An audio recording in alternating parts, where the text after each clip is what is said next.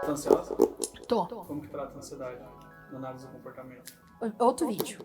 Que inclusive eu vou ter que assistir. Bom, não vou nem te perguntar se você é ansioso ou não. Vem assistir esse vídeo que você vai aprender um pouquinho sobre controlar a ansiedade.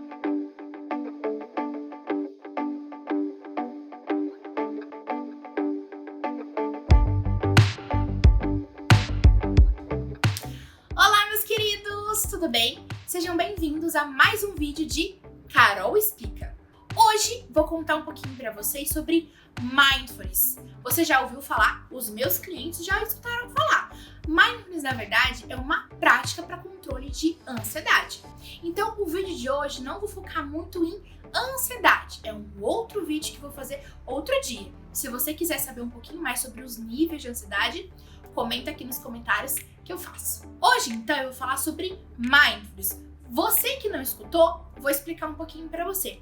Mindfulness em português significa atenção plena. Nada mais é do que você focar as atividades que você está fazendo no aqui e agora, principalmente sentimentos e sensações que você está sentindo no seu próprio corpo no aqui e agora, ou seja, no presente. Essa é uma prática que eu gosto de ensinar para a maioria dos meus clientes no consultório, porque na verdade, mais de 50% dos casos que eu atendo no consultório, a demanda é sempre: Carol, eu sou muito ansiosa. existe cura para ansiedade? Gente, vou ser muito sincera com vocês. Não existe cura para ansiedade. A ansiedade nada mais é que uma sensação e um sentimento como alegria, tristeza, raiva, ciúmes. Tem como a gente tirar esse sentimento da gente? Não tem como. Então tem algumas pessoas que são mais tristes e alguns contextos é mais ameno e outros são mais aguçados. A ansiedade é a mesma coisa, só que tem pessoas que têm uma ansiedade um pouquinho mais elevada que traz um pouco de sofrimento para a vida dela. Eu, por exemplo, tenho TAG, que é transtorno de ansiedade generalizada, que eu vou falar também isso em outro vídeo. Esse vídeo, então, eu vou trazer um pouquinho para você entender como você consegue controlar a sua ansiedade no dia a dia. Mais especificamente para quem tem TAG, ou seja, para quem vive ansioso o tempo todo. No meu caso, eu tenho TAG, né? Então, como que a gente faz para controlar? São pequenas meditações, pequenas aplicações de mindfulness que a gente faz no nosso dia a dia para a gente ficar um pouco mais calmo, relaxado, viver o presente, o aqui e agora.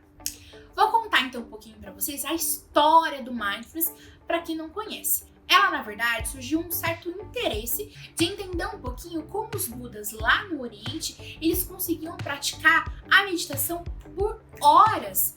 E vamos fazer um teste primeiro? Pausa esse vídeo então e fica um minutinho que seja com os olhos fechados, tentando pensar em nada. É difícil, né?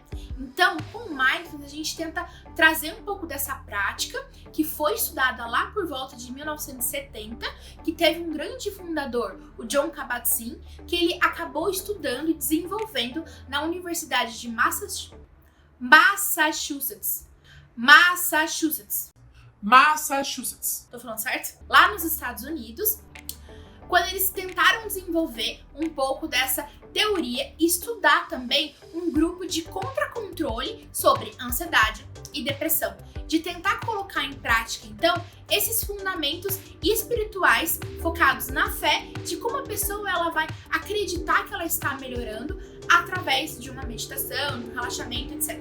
Então, Mindfulness nada mais é do que você focalizar os seus sentimentos, as suas sensações no aqui e agora, focando em você, ou seja, no seu próprio corpo, as coisas que você está sentindo, as coisas que você está pensando. O pensamento não é tão importante assim. É importante você, de fato, tentar entender o que está acontecendo com você, principalmente os aspectos fisiológicos orgânicos, ou seja, sensação de temperatura, cheiro, toque, textura, o que você está observando, enfim, várias coisas que estão no contexto do ambiente, mas focando em você. Uma coisa muito importante, qualquer tipo de pensamento que você for vir quando você está praticando, não pode vir junto com um pré-julgamento ou uma não aceitação do que você está sentindo. Por exemplo, nossa, olha isso que eu tô pensando, meu Deus, veio a morte da bezerra na minha cabeça. Não, deixa fluir. Você que nunca começou uma prática de mindfulness ou meditação, vai ser difícil no começo mesmo. Muitos clientes acabam reclamando pra mim no consultório: Eu vou desistir, eu não nasci pra isso. gente, a gente demorou um certo tempo pra aprender a engatinhar, a andar, a falar. É um novo tipo de comportamento que você vai estar aprendendo. Inclusive, tem um outro vídeo meu que eu falo sobre como começar algo novo. Talvez esse vídeo vai ser bom pra você começar a aprender o mindfulness. Chega de blá blá blá então, chega de teoria. Vamos deixar a teoria para os workshops que eu faço lá no consultório. Vamos focar aqui no vídeo então certas práticas para você conseguir colocar já a partir de agora mindfulness na sua rotina. O que seria um mindfulness então? Um exemplo de prática é um treino discriminativo. Você vai escolher uma atividade que você costuma fazer, como por exemplo, lavar uma louça, fazer uma academia, já falei lavar louça, né? No banho, andando no parque, fazendo qualquer tipo de atividade, você vai escolher um treino discriminativo, ou seja, você vai escolher uma atividade e você vai focar 100% naquilo que você está fazendo. Se vier um pensamento inconveniente na hora, gentilmente peça para ele sair e volte a focar na atividade. O que seria então? Vamos dar o exemplo do banho. Muitas vezes você toma um banho, até às vezes que gostoso, mas com um monte de pensamento na cabeça. Como que você consegue tomar um banho, por exemplo, mais relaxante? É quando você vai pegar, por exemplo, o sabonete, ou o shampoo, ou o condicionador, seja em barra, seja líquido, você vai começar desde o começo. Observe o produto que você está segurando na mão, cheira o produto, veja a textura, a cor, o que te lembra. É um produto visualmente que me agrada, me traz uma certa lembrança. Eu tenho vontade de pegar logo esse produto e passar em mim para eu me sentir cheirosa, por exemplo. Então a gente vai primeiro observar o produto e depois passar esse produto na gente, seja no cabelo ou seja um sabonete no corpo. Então a gente vai passando ao longo, a gente vai conhecendo o nosso corpo, o nosso braço, os nossos seios, o pescoço, o pé. Às vezes a gente vai tocando certas partes que, às vezes, num banho teoricamente relaxante, você nunca parou para pensar que tem uma certa mudança ali no seu corpo, por exemplo. Então é muito importante esse treino discriminativo. Às vezes, um banho que você leva, sei lá, 15 minutos, teoricamente relaxante, você aplicando mindfulness ali naquela hora, vai ser muito mais qualitativo, ou seja, vai ser um banho de muito mais qualidade do que um banho rápido, por exemplo, e você tá lá se ensaboando e pensando no supermercado que você vai fazer, na briga que você teve com o boy, ou até mesmo que você vai comer logo depois do banho. Isso você pode aplicar nos outros contextos da sua vida, que eu dei exemplo quase agora há pouco. O mindfulness tem diversas práticas. Eu vou passar só algumas para vocês aqui no vídeo, algumas outras eu ensino para os meus clientes no consultório. Como, por exemplo, o escaneamento corporal. É importante, quando você for praticar mindfulness, é um pouco diferente daquele contexto real de yoga, de meditação. Você não necessariamente precisa ficar numa posição de meditação ou com a mãozinha assim. Você vai ficar numa postura ereta, sentado, com os olhos fechados, numa posição que você esteja confortável, mas que não vai poder mexer. Então, o que acontece? Você pode colocar uma música de fundo que seja agradável ou até mesmo ficar em silêncio. Quando você for fazer escaneamento corporal, é como se fosse uma formiguinha passando por seu corpo, desde o topo da cabeça até o último dedinho do pé. Então, é como se essa formiguinha estivesse passando por cada pedacinho do seu corpo e você vai sentindo a respiração entrando pelo nariz, passando por todo o teu corpo e saindo de novo pelo teu corpo. Quando você fizer essa prática, tintim por tintim, você pode levar até uns 30 minutos mais ou menos, fazendo esse escaneamento corporal, que você vai dar uma boa relaxada. Lembrando que quando você estiver fazendo essa meditação, muitas das vezes pode vir pensamentos desagradáveis ou alguns pensamentos totalmente inconvenientes. Quando esses pensamentos vierem, não julgue, não tenha um preconceito com esses pensamentos. É normal, você está começando a iniciar uma prática de meditação. Então, simplesmente agradeça esse pensamento, deseje tchau para esse pensamento e volte a focar para a atividade que você estava fazendo. Outra prática que eu adoro, eu inclusive amo aplicar em mim mesma, é a prática de você focar no desconforto, como se fosse uma colherinha. Então você, de novo, vai inspirar o ar e expirar, só que ao invés de você fazer o escaneamento corporal, você vai focar em alguma parte do teu corpo. Por exemplo, seja uma coceira, seja uma dor de cabeça, uma dor de estômago ou até uma crise de vesícula. Eu, inclusive, apliquei muito mindfulness quando eu tinha crise de vesícula. Para quem já teve ou conhece, crise de vesícula é horrível, é uma das piores dores que existe. E sim, o mindfulness me ajudava muito e eu ensino isso para os meus clientes. Se você tentar praticar essa prática de mindfulness só quando você tiver uma crise de ansiedade, por exemplo, ou alguma crise de dor que você esteja sentindo ali naquele momento, se você não tiver praticado, não vai adiantar de nada, porque na hora você vai ficar tão nervoso, tão aflito, tão angustiado. E para quem sabe, um dos sintomas da ansiedade é a taquicardia, é a falta de respiração. Então, na hora, talvez você fique muito mais ansioso, muito mais nervoso de não estar conseguindo relaxar. Então, sim, a prática de mindfulness é importante praticar todos os dias, nem que se for uns 3 ou 5 minutinhos diários. Seja na hora que você acorda, ou seja na hora de dormir, ou no banho, qualquer treino discriminativo é ótimo. Existe também a sensação tática, por exemplo. Eu gosto de dar para os meus clientes segurar uma almofada com os olhos fechados e ir sentindo todo o tipo de textura que essa almofada tem ou qualquer outro objeto. Então, sentir cheiro, sentir textura, sentir o contato da sua pele em relação ao produto ou à coisa que você está segurando, tudo que envolver tato. E depois, a sensação corpórea. Então, se o ar-condicionado tá ligado, se tem algum vento ou se a janela tá aberta, se você tá sentindo frio, se você tá sentindo calor, quais são as partes do seu corpo descobertas e cobertas, você tá sentindo uma maior sensação de frio ou de calor, por exemplo. Sensação sonora também.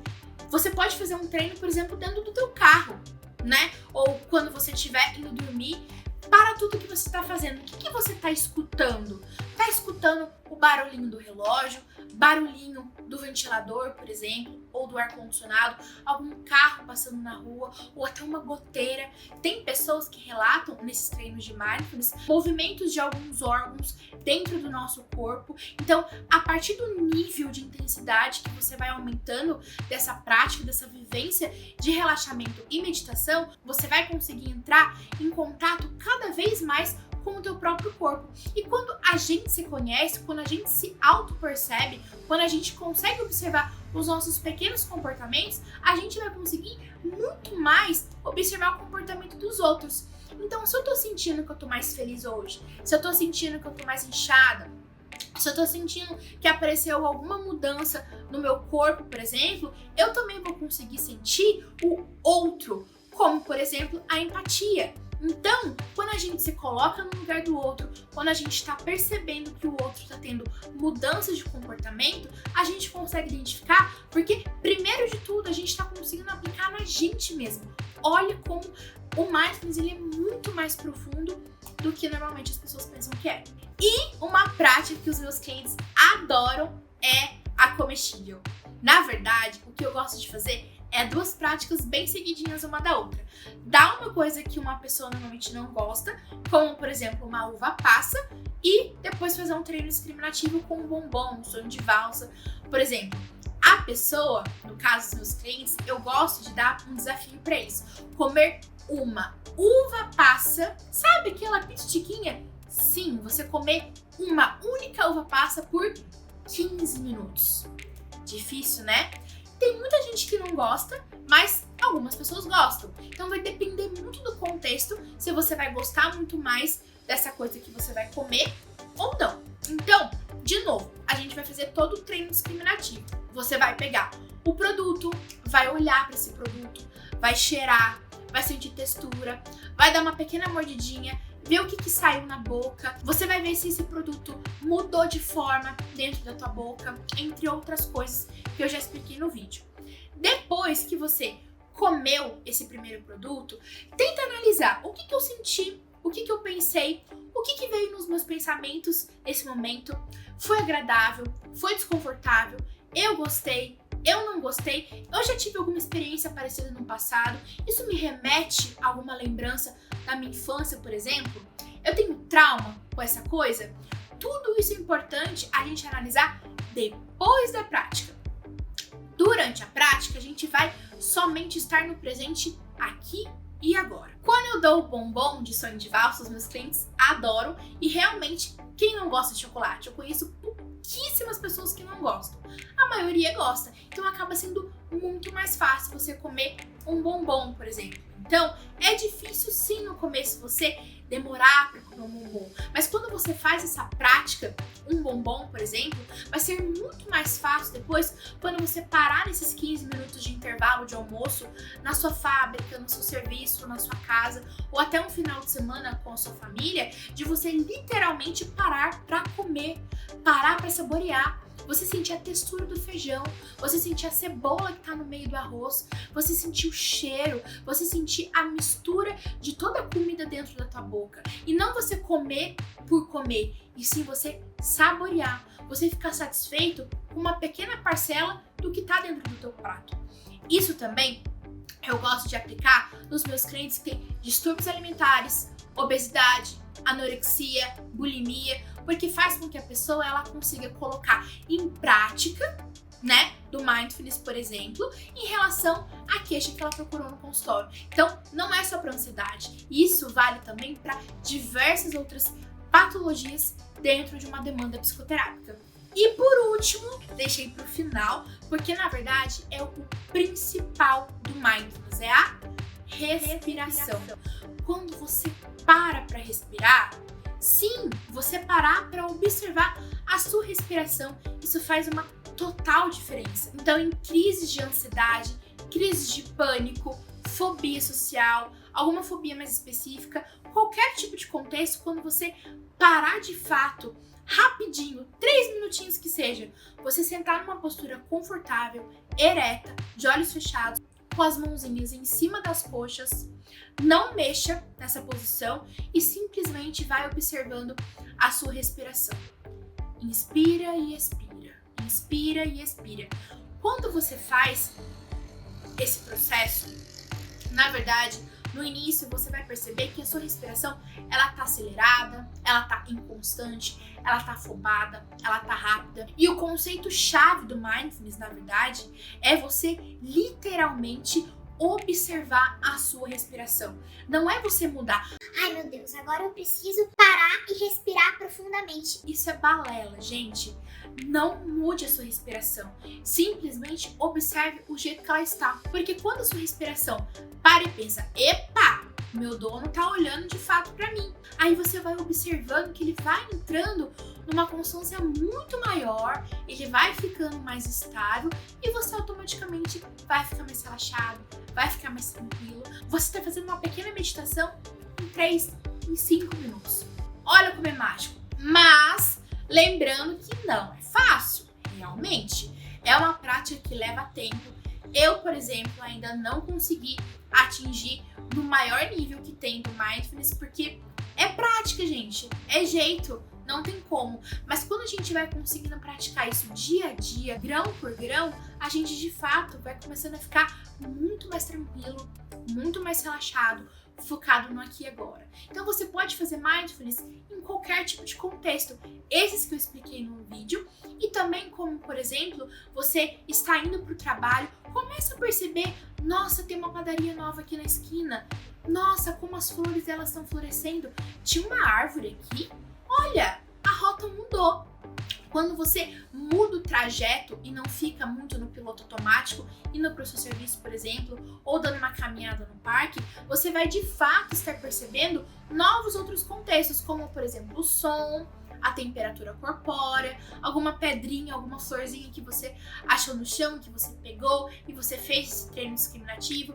Qualquer tipo de contexto você consegue aplicar o mindfulness, sim, e isso vai te ajudar a controlar a ansiedade. Bom, gente, espero de verdade que vocês tenham conseguido aprender um pouquinho só desse universo do mindfulness, que é imenso e que é maravilhoso no controle da ansiedade, porque, gente, quem que não tem ansiedade? Se você não tem, pode ser que você conheça alguém que tenha. Não só TAG, mas uma fobia, ou, por exemplo, uma síndrome do pânico, ou até mesmo ficam ansiosos em algum contexto. Então, se você não tem, encaminhe esse vídeo para alguém que você conheça, algum membro da sua família, algum colega de serviço, ou até mesmo o teu esposo, ou esposa.